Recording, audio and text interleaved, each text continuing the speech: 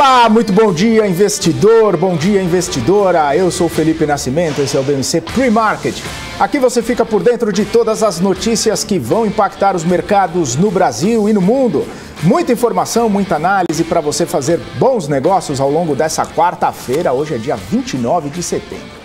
O dia começa com os investidores ainda digerindo os eventos que levaram a uma grande aversão ao risco em nível mundial. As bolsas fecharam majoritariamente em baixa no mundo todo, com a perspectiva de desaceleração da economia chinesa, alta da inflação mundial e também a necessidade de injeção de mais liquidez nas economias para poder conter esse cenário. Além disso, a forte queda no minério de ferro e a elevação no preço do petróleo contribuíram para essa cautela. Uma crise energética em nível mundial também trouxe temor para os mercados, já que sem energia, o risco de paralisação nas produções fica ainda maior. Aqui no Brasil, o cenário foi um pouquinho mais impactado ainda por causa de 3 eventos importantes. O primeiro deles, a ata do Comitê de Política Monetária do Banco Central. Depois de elevar a taxa de juros em 1 ponto percentual, o Banco Central trouxe preocupação com a inflação, também com o emprego, e disse que pode adotar um tom mais duro com a política monetária, levando os juros a um patamar significativamente contracionista. Economistas já chegam a projetar a Selic em mais de 9% no fim do ciclo. E o argumento é que o país vive uma tempestade perfeita de inflação, que vai forçar mais altas nos juros caso esse cenário não se acalme. Falando em alta de preços, esse foi o segundo evento. A Petrobras anunciou um reajuste de 8,9% no preço do diesel. O comunicado veio um dia depois do presidente Jair Bolsonaro falar que era preciso melhorar o preço dos combustíveis. E o presidente da estatal, general Silvio Luna, dizer que não vai ter nenhum tipo de mudança na política de preços. E aí, para complementar, o presidente da Câmara, Arthur Lira, cobrou a ação dos governadores contra o avanço dos preços dos combustíveis. Pediu que os governadores se sensibilizem com essa situação. E diz que vai pautar um projeto sobre o ICMS na Câmara. E aí o terceiro evento foi a possibilidade de prorrogação do auxílio emergencial até o ano que vem. Isso traz temor, né, com uma deterioração das condições fiscais aqui no Brasil. E aí todos esses eventos globais e domésticos causaram uma queda importante na Bolsa de Valores brasileira ontem. Vamos dar uma olhadinha nos números aqui, olha só, a Bolsa caiu 3,05%, chegando aos 110.124 pontos. Lembrando que ao longo do pregão, a gente chegou a romper esse patamar de 110 mil pontos, chegamos aos 109 mil pontos, aí com grande aversão ao risco, né? Muitos investidores saindo da renda variável por conta aí de todo esse cenário. Eu lembro que essas 4 ações que a gente está listando aqui foram as únicas ações do índice que registraram alta. A gente vê ali esse bloquinho, né, de frigoríficos com Minerva, BRF e Marfrig, e também a Taesa acabou entre as líderes aí, entre as mais altas, mas mesmo assim uma alta leve, 0,13%. Já nas mais baixas, a gente vê aqui, olha só, Banco Inter caindo 11,82%, as duas ações, tanto as Unities quanto as ações preferenciais, né? Banco Inter BID 11, BID 4, caindo mais de 11%, isso por conta ali de alguns ruídos, alguns rumores, falando que o Banco Inter ia colocar ali nos seus resultados algum tipo de provisionamento, né? Isso significa que o banco estaria ali com um temor ali, uma cautela em relação ao não pagamento de alguns créditos, né, que ele pode dar aí para as pessoas. Mas aí essa aversão, né, ao risco trouxe uma queda aí em Banco Inter. Também a Melius caindo 8,64%, mais uma empresa aí ligada ao setor de tecnologia. Ontem, por conta de todo esse cenário, a gente viu a curva de juros dar aquela empinada, né? Então, com juro alto e com inflação alta, essas empresas mais ligadas à tecnologia, que depende, né, de um crédito mais extenso aí para poder, as chamadas ações de crescimento, né, acabaram tendo esse tipo de movimentação. E aqui, por último, também reflexo de um cenário que a gente viu ontem, Companhia Siderúrgica Nacional caindo 7,84%. Não só ela, a gente viu Vale também, outras siderúrgicas, outras mineradoras caindo bastante, justamente por conta ali do cenário do minério de ferro na China, que ontem recuou forte, né? Recuou mais de 6%. E aí, claro, teve toda essa situação impactando bastante os mercados, principalmente aqui no Brasil.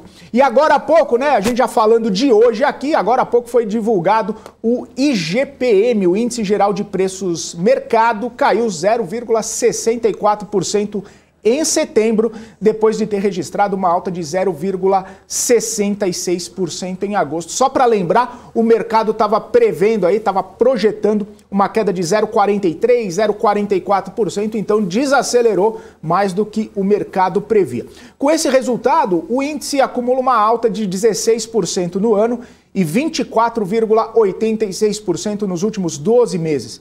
Segundo o coordenador do índice de preços, né, o minério de ferro continua influenciando esse resultado do IGPM. A queda de 21,74% registrada no preço da commodity foi a principal contribuição para o resultado no índice. Sem o minério de ferro, o IGPM teria registrado alta de 2,37% em agosto e alta de 1,21% em setembro. Daqui a pouquinho, 10 horas da manhã, a gente tem a divulgação do CAGED. O mercado projeta a criação de 330 mil vagas de emprego. A gente vai ficar de olho, assim que os números forem divulgados, a gente vai trazendo aí ao longo da nossa programação. E agora o Marcos Saravalli traz pra gente o tom do mercado nessa quarta-feira. Muito bom dia, Marcos Saravalli. Olá, Felipe, muito bom dia a todos acompanhando aqui as bolsas internacionais. A gente tem um viés de leve alta de recuperação nesta quarta-feira, vamos ver se a gente recupera, né? As quedas de ontem aqui no Ibovespa foram muito fortes, né? Algumas ações caindo 5%, até mesmo 10%, né? Algumas ações mais arriscadas como os small caps. Vamos ver se a gente recupera a parte das quedas recentes, né? O Ibovespa continua muito atrás dos principais índices mundiais, não só americanos, mas também quando a gente compara com bolsas de mercados emergentes, tá? Hoje, particularmente, sem grandes oscilações, o petróleo se mantém num patamar saudável para as companhias locais aqui, o minério de ferro teve mais um dia de valorização. Lembrando também que essa menor percepção de risco a gente consegue ler também na redução do VIX, né, daquele indicador do medo da Bolsa Americana, né, o contágio e a percepção de risco em relação ao Evergrande vem diminuindo, inclusive as ações vêm reagindo bem, então a gente deve ter realmente uma tendência de valorização aqui para o nosso Ibovespa nessa quarta-feira, tá bom? Então esses são os principais indicadores, lembrando que a gente tem uma agenda bastante carregada de indicadores para hoje aqui no Brasil também, e que na nossa opinião deve ser bem recebido pelo mercado, né, com uma leitura de que a inflação pode dar sinais de arrefecimento, né, ao longo dos próximos meses e também de que a gente pode ter um final de ano com uma boa criação de empregos, né, uma boa recuperação da economia local. Tá bom? Então esses são os principais indicadores dessa quarta-feira. Vamos ver se a gente continua esse viés um pouco mais otimista daqui até o final dessa semana. Tá bom? A gente se vê em breve com o nosso gráfico do dia. Até mais. Tchau! Vamos ver, Marcos Saravalli, se tem um tom otimista aí, esse restinho de mês, né? Restinho de semana que vem por aí. Vamos para as nossas notícias internacionais, porque as bolsas asiáticas fecharam majoritariamente em baixa nessa quarta-feira, seguindo o fluxo de queda observado nos mercados internacionais, isso no pregão de ontem. A exceção foi a bolsa de Hong Kong, que subiu com a notícia de que a Evergrande vai vender cerca de 20% de participação em um banco local para uma estatal chinesa. Esse acordo vai ser na ordem aí de $1,5 bilhão e pode ser um início da solução para as dívidas da incorporadora. A movimentação animou os investidores e olha só como fechou o índice Hang Seng, assim, ó, destoando, né, das demais bolsas asiáticas. Hang Seng subindo 0,67%, com esse ânimo, com esse respiro da Evergrande, né, vendendo $1,5 bilhão da sua participação. É o que o pessoal estava falando, né, talvez ali a China pudesse fazer algum tipo de intervenção, o governo chinês fizesse algum plano de resgate para a Evergrande, e uma estatal chinesa já está comprando banco lá da Evergrande, ou seja, a gente vê aí uma movimentação. Xangai fechou em queda ali de 1,83%, o índice Nikkei no Japão também fechou em queda aí de 2,12%. Essas foram aí as bolsas asiáticas que fecharam majoritariamente em queda. Na Europa, a atenção das bolsas deve se concentrar aí sobre o Fórum de Bancos Centrais realizado pelo BCE, o Banco Central Europeu. Devem falar nesse evento aí o presidente do Federal Reserve, Jerome Powell, também a presidente do BCE, Christine Lagarde, além de outros líderes de bancos centrais mundiais, de grandes bancos mundiais, vão falar nesse evento. A gente fica de olho, né, monitorando o que está acontecendo, até para saber, né, Jerome Powell tem falado bastante, né, a gente vê se ele dá alguma indicação sobre o tapering realmente acontecer em novembro, se ele bate o martelo, se ele sinaliza alguma coisa mais fortemente, porque na semana passada, né, depois da ata do FONC lá, depois do comunicado do FONC, o Jerome Powell sinalizou, né, que pode vir em novembro o início da redução dos estímulos. Porém, essa questão toda de inflação mundial é uma discussão, né? Será que precisa injetar dinheiro? A China mesmo está injetando bilhões e bilhões de dólares na economia. Ontem mesmo foram 15 bilhões de dólares, nona injeção consecutiva, nono dia consecutivo de injeção de dinheiro na economia. Então fica essa coisa, precisa de estímulo, não precisa de estímulo? É o cenário que a gente precisa ficar monitorando. Mas falando da Europa, né, deixa eu dar uma olhadinha como estão operando os índices. DAX na Alemanha, alta de 0,9%, o CAC na França, alta de 1,21%, FTSE no Reino Unido, alta de 0,86% e o índice Eurostoxx subindo 0,93%. Nos Estados Unidos, Nasdaq registrou seu pior dia desde março, depois de uma alta aí no rendimento dos títulos do Tesouro Americano, chegou a cerca ali de 1,5%, né?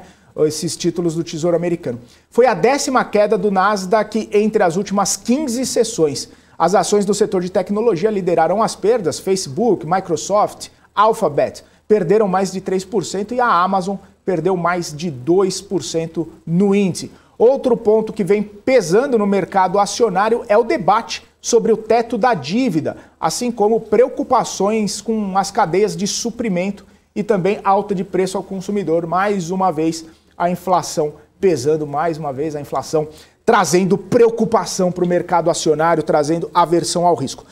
Lá nos Estados Unidos, vamos dar uma olhadinha nos futuros, como estão agora. Dow Jones subindo 0,44, o S&P 500 subindo 0,58 e a Nasdaq, depois da retração de ontem aí, agora o futuro subindo 0,83%. Esse é o cenário das bolsas americanas no índice futuro dessa quarta-feira. Como o Marco Saravalli falou, talvez um dia de respiro, talvez um dia um pouco mais de otimismo. E como o Marco Saravalli falou agora há pouco, eu quero chamar ele de volta com o gráfico do dia. Olha esse gráfico aqui, ele está falando um pouquinho sobre as maiores empresas mineradoras do mundo. Conta pra gente, Marco. Olá, bom dia. Voltando aqui para o nosso gráfico do dia, é mais uma curiosidade, uma informação bem bacana, apresentada pelo site Visual Capitalist, que mostra, pelo valor de mercado, quais são as maiores companhias mineradoras do mundo. Tá? Então, muito interessante, que mostra que a Vale, sim, é o maior produtor de minério de ferro do mundo, mas em termos de valor de mercado, fica com as duas australianas, né? A Rio Tinto e a BHP, como a maior empresa em termos de valor de mercado do mundo. A Vale vem seguindo em terceiro lugar. Então, muito interessante para a gente ver o tamanho desse mercado em termos de valor de mercado e onde se posiciona a Vale como a terceira maior companhia do mundo em termos de valor de mercado, mas dominando o mercado de minério de ferro principalmente. Tá bom, pessoal? Então, esse gráfico, mais uma vez, disponibilizado pelo site Visual Capitalist. Tá bom? Tenham todos uma ótima quarta-feira e a gente se vê em breve. Até mais. Tchau.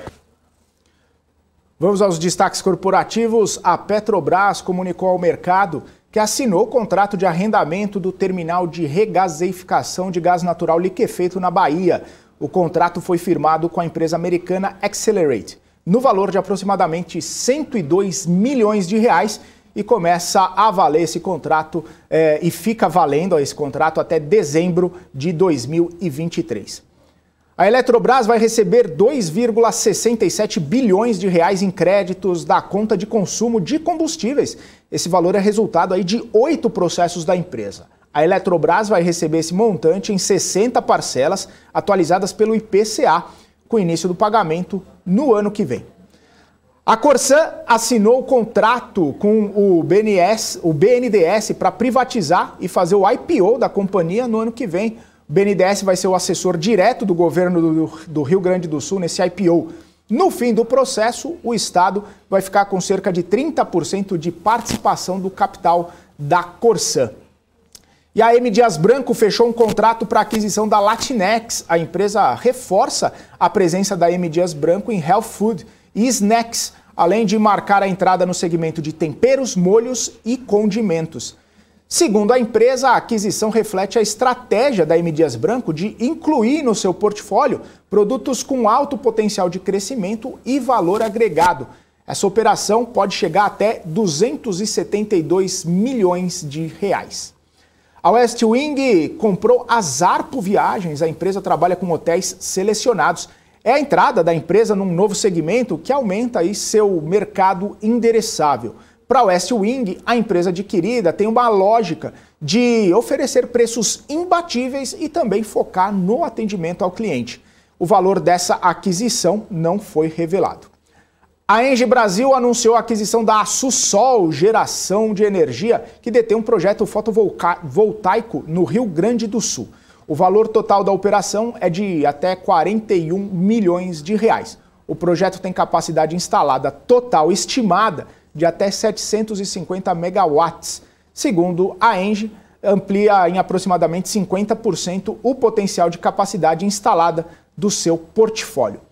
E uma última notícia, saiu agora há pouquinho de manhã, a Bluefit solicitou à CVM a interrupção do seu prazo de análise de pedido de IPO por até 60 dias.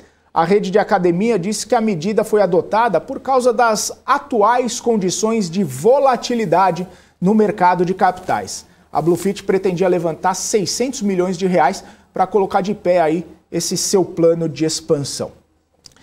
É isso aí, pessoal. Agora, 9 horas e 18 minutos. Daqui a pouquinho a gente vai falar com o Guga Almeida. Deixa eu só dar um alô para todo mundo que está nos acompanhando aqui. O Lincoln Andrade já chegando aqui falando, querendo falar de Wiz. O Wiz teve uma situação que eu vou te falar, viu? Ontem caiu bastante no pregão também, viu, Lincoln? Orlando William desejando bom dia. O Rui Rengel, não é o Rui das Neves, é o Rui Rengel. A Rosana Meirelles, todo dia aqui com a gente. CS Monteiro, Anderson Vieira, Cerveja. O Peter Santana aí. Peter, hoje sou eu, hein? Paula Moraes já tá de volta daqui a pouquinho com o BMC News. Rafael Correia por aqui, Felipe Moreira, Sérgio Chus, olha o Sandro Figueiredo aqui também, o João Vitor, Bacon Frito, olha o MPK também chegando aqui para bater um papo com a gente, assim como o Valdeberg Falcão, o Ronin, o Ezequiel Santos, o Elcio Santos também, a Rita Fernandes, o Thiago Gonçalves, o Emerson Duarte, o Ale Souza, o Leonel RS, quem mais está por aqui? Daniel Vicente, bom dia Daniel Vicente, bons negócios aí para você. Rafael Lima, Rogério Santos, a Elisa Murai, bom dia Elisa, bem-vinda. Rafael Lima, Oswaldo Gomes, o Rogério Santos, Frater Felipe Monge, alquimista, olha só, hein, que audiência qualificada.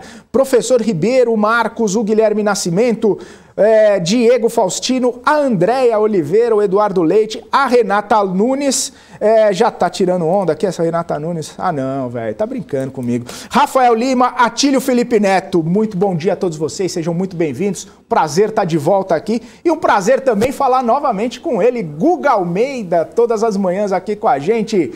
Fala Guga, meu amigo, muito bom dia, bom estar de volta aqui para bater esse papo contigo, tudo em ordem?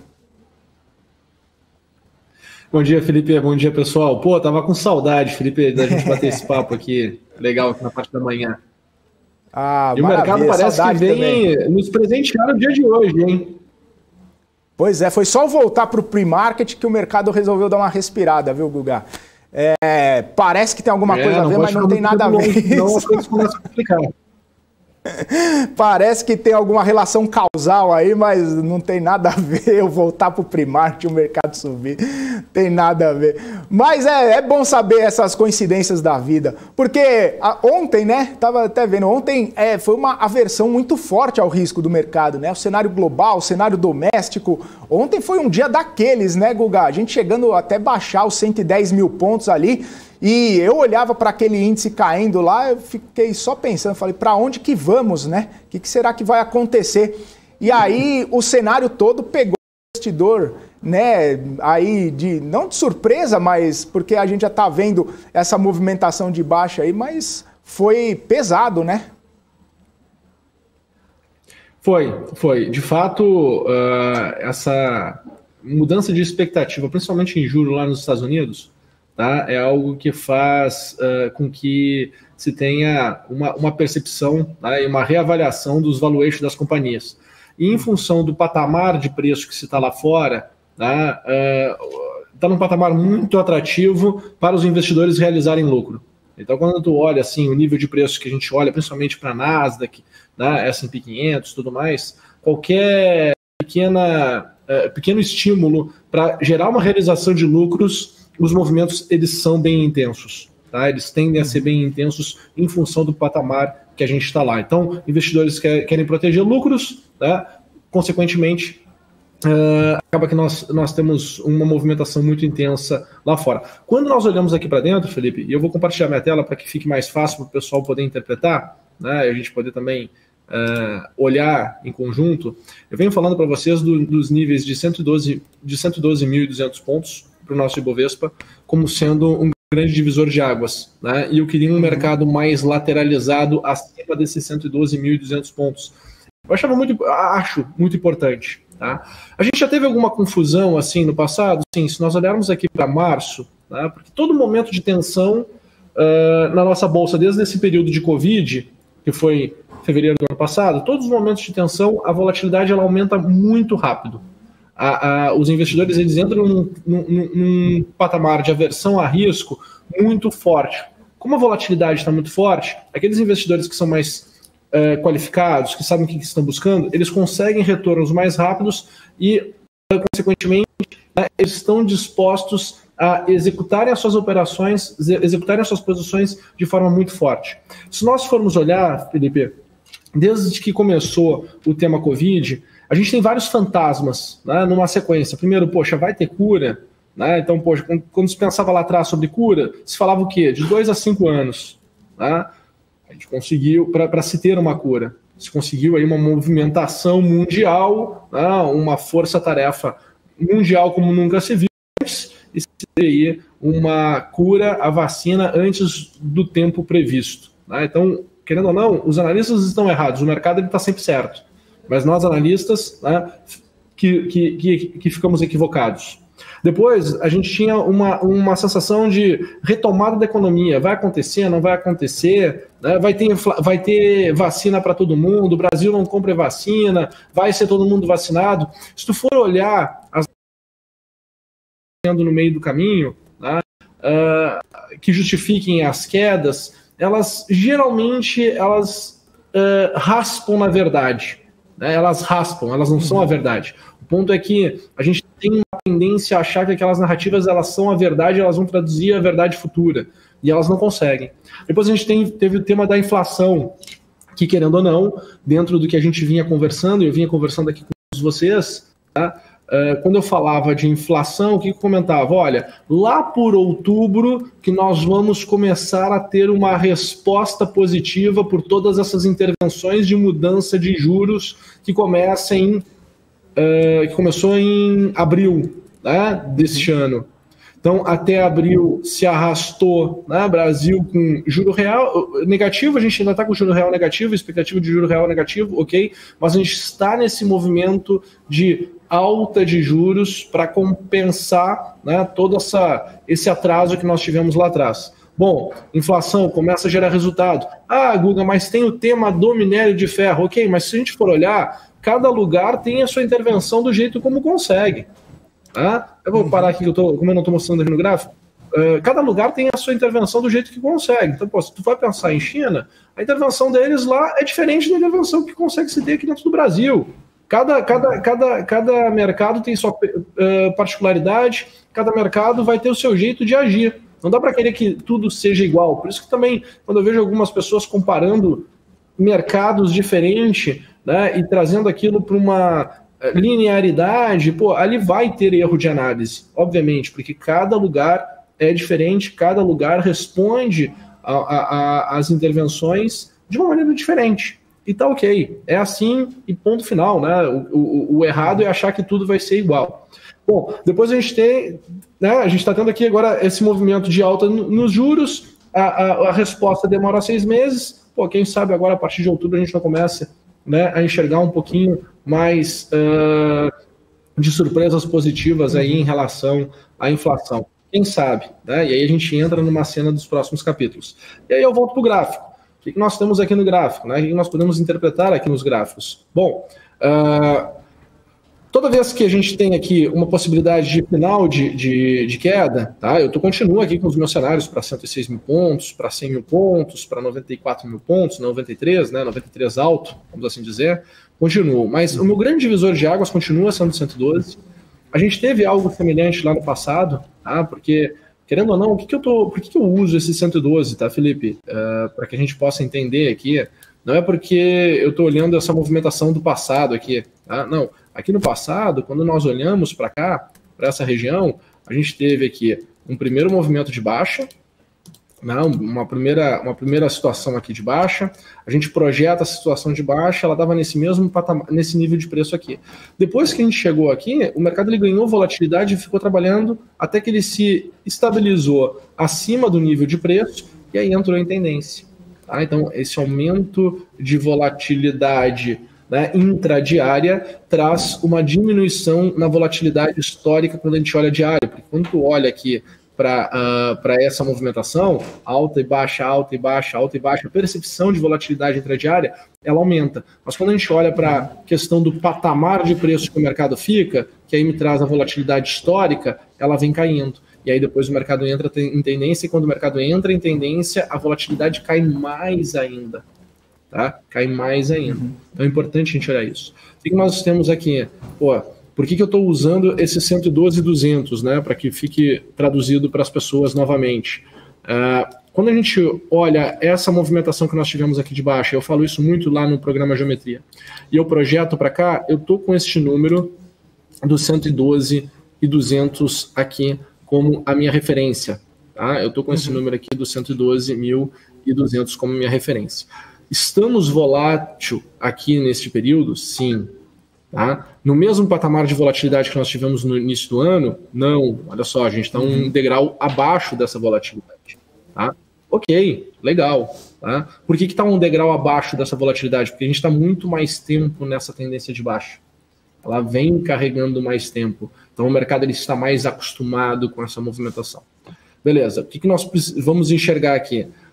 Um questionamento do mercado, né, uma dúvida do mercado aqui em cima. Se nós ficarmos abaixo desses 112.200, eu acho que o investidor ele ainda tem que estar de certa forma, atento, mas com mais caixa, com mais liquidez, porque tem condições sim de vir para um degrau mais baixo. Né? Então o mercado ele pode sim continuar a corrigir e a vir para baixo. Quando tu me fala de ontem, tá, eu vou entrar aqui no movimento de ontem, essa aqui foi a nossa análise de ontem aqui no pre-market. Aqui eu falei para o pessoal, olha, o meu cenário negativo era a gente voltar aqui para 111.200, podendo chegar aqui a 110 mil pontos, né? 109.830. Essa aqui foi a análise de ontem. É só o pessoal pegar o nosso vídeo aqui no YouTube, no canal da BMC, tá? Ou até mesmo lá no meu canal, que está mais resumido lá no Google Media, e o pessoal vai ver isso aqui. Exatamente essa análise que a gente estava mostrando ontem para o pessoal. Então, a gente enxergava, né, que uma situação negativa, em função dessa resposta aqui da leitura do ciclo, né, uma resposta negativa, uma vez que aqui nós tínhamos tido uma correção em relação à alta, né, essa primeira movimentação de baixa em relação à alta, ela tinha sido no nível de 25%, as nossas projeções, as nossas derivadas aqui das projeções seriam 2 níveis. Primeiro nível seria 50%, que seria aqui. De fato, o mercado, ele naquele nível parou, né, mas não teve uma resposta contra a tendência. E o segundo nível seria nessa região, que seria na região de 50%, que seria 111.200. E o segundo nível seria nessa região de 110. Ou seja, o movimento era amplo. Por quê? Porque a volatilidade ainda é grande. Se o mercado tivesse ficado lateralizado, que era uma das opções que eu trazia, a volatilidade iria diminuir. Pois bem, no final do dia, a gente termina o dia, o mercado mostrando já sinais de fraqueza nessa tendência de baixa. Tá? O que, se nós tivéssemos algum estímulo um pouco positivo, traria um movimento de abertura no mercado hoje positivo. Tá? O que acontece, Felipe? O que eu tenho para hoje? Bom, para hoje, o meu cenário positivo seria um bom rally de alta, tá? Para absorver aquela negatividade de ontem. Então a gente deveria ter aqui um bom rally de alta. A pergunta é, qual é o investidor do momento?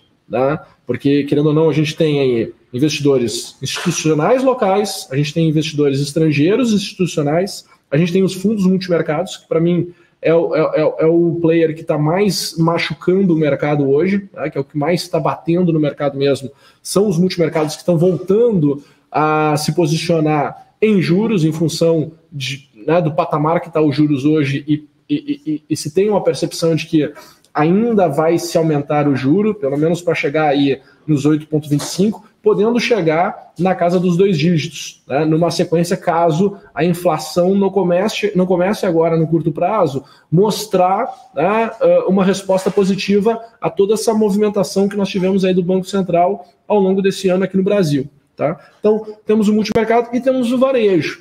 Para mim, o varejo é o que mais está enfraquecido agora no curto prazo. Tá? E o varejo foi um player muito importante naquela movimentação que nós tivemos ano passado no fundo que nós tivemos ali em março de 2021. Tá? Por que o varejo... Em março de 2020, perdão. Por que o varejo, na minha cabeça, ele é o mais fraco agora? Porque nós já estamos há 2 meses e meio corrigindo, né? Ele estava eufórico no início do ano, quando nós estávamos no meio do ano, quando nós estávamos aqui nos 130 mil pontos, tá? O varejo estava mais eufórico aqui. Se teve muita reprecificação por parte das casas de análises e das corretoras, das casas de análise também das corretoras. Então se teve uma precificação e isso foi num timing que não deu certo. Tá? Não vou dizer que seja errado, tá? O errado é tu não ter uma estratégia para quando você estiver equivocado na sua tese, na sua análise, né? Então, acho que é uma tese extremamente válida, que não se concretizou, mas o varejo, né, ele não tem muita disciplina no seu processo de investir. Então, eu acredito que o varejo não seria um novo player. Aonde poderia vir um novo player? Bom, o que eu vejo seria, né, uma necessidade de entrada de um investidor estrangeiro, porém, no curto prazo, né, uma vez que a gente percebe que lá fora tem ganho esse aumento de volatilidade e está muito bem precificado, a gente precisa mesmo que o ciclo de commodity ele se destrave ainda mais, continue esse processo de alta, que querendo ou não, se tem uma vontade que essa movimentação seja contrária a essa movimentação de alta por questões inflacionárias de curto prazo, mas o que eu enxergo é que para a nossa bolsa poder ter um novo rally, a gente precisa sim da participação agora do investidor estrangeiro. Guga Almeida, tá feia a coisa e a gente precisa sim do investidor estrangeiro, precisa, a gente até estava falando, né, precisa também de desanuviar a questão fiscal aqui, né, a gente falando do governo tentando expandir até o auxílio emergencial para o ano que vem, não passa a PEC dos precatórios, até agora ainda não foi resolvida essa questão, então conforme as peças não vão se encaixando, o cenário fica complicado aqui para a gente também. O Guga, o Wagner falou, é isso aí, Guga, os fundos multimercados estão de fato shorteando. Oi, diga lá.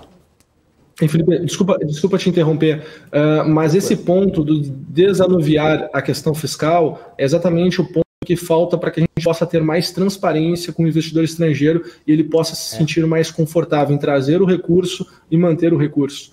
Né? Porque o investidor estrangeiro ele não vem para uma especulação de curto prazo, ele vem para fazer o recurso, manter o recurso e surfar uma onda, né, com mais transparência de médio e longo prazo, que é algo que o Brasil não consegue mostrar, né, já há muito tempo.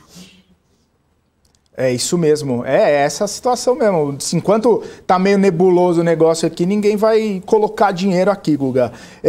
O Wagner tá concordando contigo aqui e, Guga, rapidinho aqui, só porque eu já estourei bastante o tempo da Paula aqui, e como ela tá voltando de 2 folgas merecidas aí, eu quero pôr ela para trabalhar bastante hoje, mas já tô estourando o horário aqui, poxa vida. Mas é que o pessoal tá preocupado bastante com China aqui, Guga, no nosso chat. O Rogério tá falando que a China tem influência no mundo todo, o que eles fazem lá acaba influenciando o mundo, o Brasil principalmente. O Marcos está falando que essa crise energética na China também não pode acabar pesando ainda mais o ambiente por aqui. O pessoal parece que está preocupado bastante com China, hein, Guga?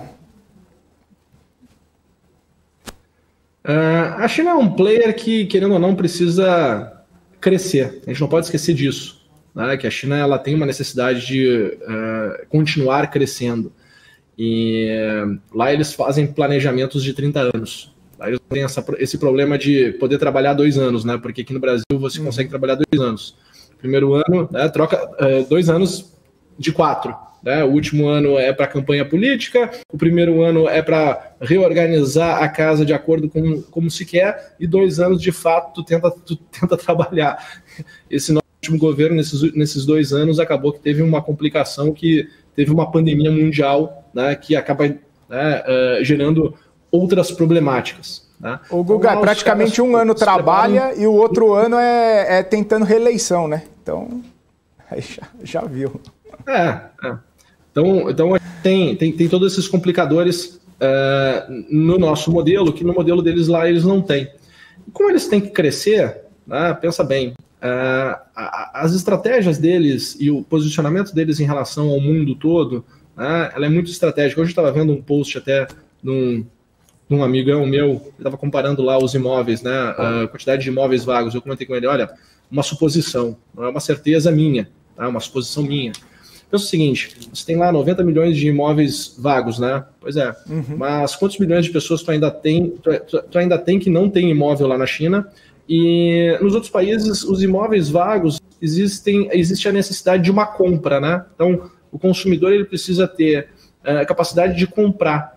Na China, o consumidor não precisa ter capacidade de comprar, porque os imóveis são do governo. Então, existe uma diferença, né? E como os caras fazem um planejamento de 30 anos, eles planejam, bom, essa região aqui vai ser uma região que vai desenvolver tal coisas. Beleza. Então aquela região lá, a primeira coisa que eles fazem é monta a cidade, toda a cidade vazia, coloca a indústria e leva as pessoas. Então, dentro desse planejamento de 30 anos, existem muitos lugares que estão com isso aí. Então, eles têm muito ainda, vamos assim dizer, né, aquele pensamento da capacidade ociosa para poder utilizar, né, ainda de pessoas, de economias, e quando tu tira as pessoas também do meio rural e traz para o meio urbano, isso tem toda uma construção de uma nova economia que vai demandar muitas coisas. Né? Eu acho que é muito mais uma questão ainda o mundo está descompassado, porque no momento que tu aumenta o poder de consumo das pessoas, né, elas começam a querer mais. No momento que elas começam a querer mais, tu precisa entregar mais. No momento que tu não consegue entregar mais, porque o mundo não consegue suprir, tu tem um nível de insatisfação muito grande, e isso gera outros tipos de problemas, né? É uma derivada. Então a gente tem que pensar dessa maneira. Então, tu olha para aquele ecossistema, aquele ecossistema tem uma outra forma, tem uma outra vida, ele consome de uma maneira diferente. Bom, se ele consome de uma maneira diferente e os caras podem planejar de uma maneira diferente, de uma velocidade diferente, o tempo para eles funciona diferente do nosso tempo aqui, né? Exatamente por essas questões, né? De organização, de governo, de quantidade de gente que tem para realocar. Então a gente precisa olhar dessa maneira, né? Para que a gente também não fique muito frágil no nosso processo de tomada de decisão. Por isso que eu gosto de sempre ser um otimista com o dedo no gatilho, sabe, Felipe? Porque eu não fico olhando para o lado ruim, no sentido, não, as coisas vão ter que cair, porque eu vou ganhar dinheiro na queda. Não, eu fico pensando o seguinte, olha, não tá legal, o que eu faço? Não tá claro, não tá transparente, deixa eu trazer meu dinheiro para o meu transformar em caixa, deixa eu alocar aqui o dinheiro por enquanto para descansar num Tesouro Selic, e assim que as coisas começarem a mostrar ou distorção exagerada para baixo, Porque tu não precisa estar com um cenário positivo, mas daqui a pouco o preço está tão negativo que está mais negativo do que o cenário em si. Pô, então, se isso acontece, pô, tu tem uma janela de oportunidade para comprar.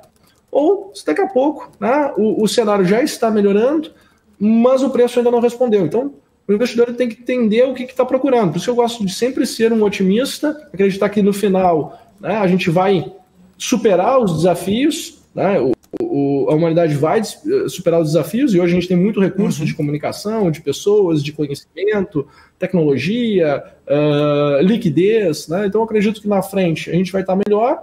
É tudo uma questão de saber se esse preço não está exagerado no momento de agora, para cima, ou exagerado para baixo, para poder, né, tomar as decisões e ir alocando o capital ao longo do tempo. Mas no final, cara, a gente sempre vai estar melhor, pode ter certeza. No final, as economias vão se desenvolver, existem os momentos de turbulência, é importante, coisas se desmancham, coisas se renovam, tá? Coisas se criam, mas no final as coisas vão estar sempre numa crescente, porque o mundo, pô, ele é muito mais abundante do que a gente imagina. Maravilha, então, Guga, o mundo é muito mais abundante do que a gente imagina, com certeza. No longo prazo, a gente vai que vai. Tá certo então, Guga. Muito bom poder voltar aqui ao Primarket, muito bom falar contigo novamente. Amanhã estaremos juntos, ótima quarta, bons negócios aí para você. Valeu, obrigado. E Paulinha, desculpa aí ter falado demais, tá? E feliz aniversário. Beijo para vocês, tchau.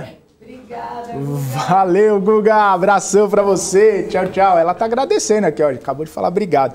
É isso aí, pessoal. Bora pra BMC News agora com a Paula Moraes, voltando, bateria recarregada, pilha cheia, com vontade de trabalhar aqui. Eu ia dar um bom dia pro chat aqui, mas já roubei 12 minutos. Eu já vou agora com a Paula Moraes. Beijo pra todo mundo do chat, já falando generalizado aqui.